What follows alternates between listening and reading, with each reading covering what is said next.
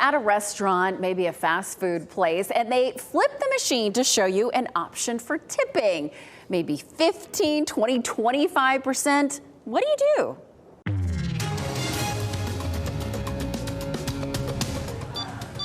Tipping is changing the way we do it, from jars to tablets now, where we do it. I have been asked to tip at a drive-thru for fast food. Yeah.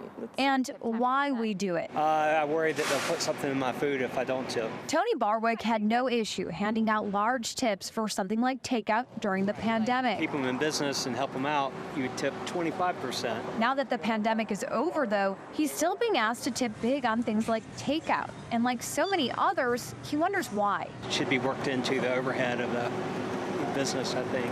I wish I could have like the self-dignity to tip a little less sometimes. I felt a lot of pressure to tip because, you know, it's like I want them to get paid and pay their bills. It definitely adds up. It's the guilt factor. It is. Although opportunities to tip are everywhere, it's not always required. At a sit-down restaurant, salon, or spa, tip 20%. Why? Restaurants and bar employees usually don't make minimum wage, earning just $2.13 an hour from their employers. And working at a salon or spa often requires special training, or they're independent owners without a salary. Next, tip drivers and meal and grocery delivery people about 15%. Because you don't have face-to-face interaction with them, a lot of these workers are forgotten, but they rely on these tips. Take out 10%, especially if it's brought out to you. For hotel services, think bellhops and valet parking, a couple of bucks works. For housekeeping, $5 a night is ideal. And you don't have to tip counter service, your plumber or electrician, or at an open bar at a wedding, for example. Why? Because those workers are already covered through salaries or the host.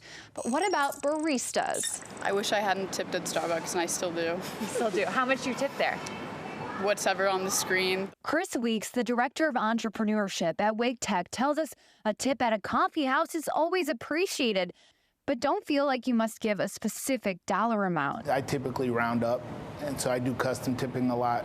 If my drink is $3.45, a 20% tip is 70 cents, so I'll calculate that and then I'll round up to the nearest dollar. Hillsborough barista Riley Williams is fine with you foregoing tipping because she's already paid comfortably by coffee roasting company Joe Van Gogh. I mean, I worked for tips for almost a decade, like to make my entire income. I'm for tipping, I'm pro taking care of your workers, but I don't think that should be the public's responsibility. I think employers should be paying livable wages like Joe Van Gogh does. Is that $2.90? What's that say, $2.90? To know how much to tip, Scott Holmes, the co-director of the Social Justice and Racial Equity Institute, explains you need to know two things: the type of service and how the employees at a particular business are compensated. Whatever the living wage should be is not nearly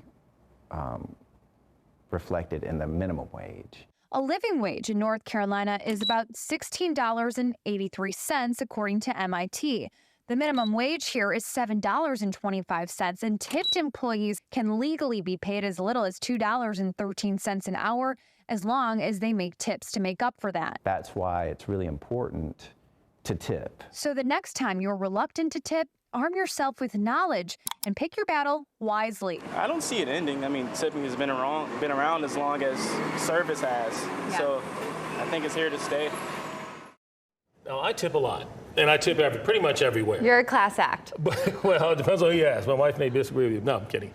What about those tablets? You know, when you're working on those tablets and it comes up and you tip line, the servers get that money? They will get most of it, but it's just like any credit card transaction. The companies that's providing the interface, like Square, for example, is going to take a percentage of the whole transaction. So after I started working on this story, I have gone back to carrying some cash with me, and it's just a better way to know that the money that you're giving to the server is going to go directly to that server. And so just give them a handshake with a $10, $5 bill in there. That's the way to do it, and they appreciate that the most. One other thing I want to say before we end this: do not tip for retail online services. That was something that people asked me about in covering this story as well. All right, some great information. Thank you, Keely.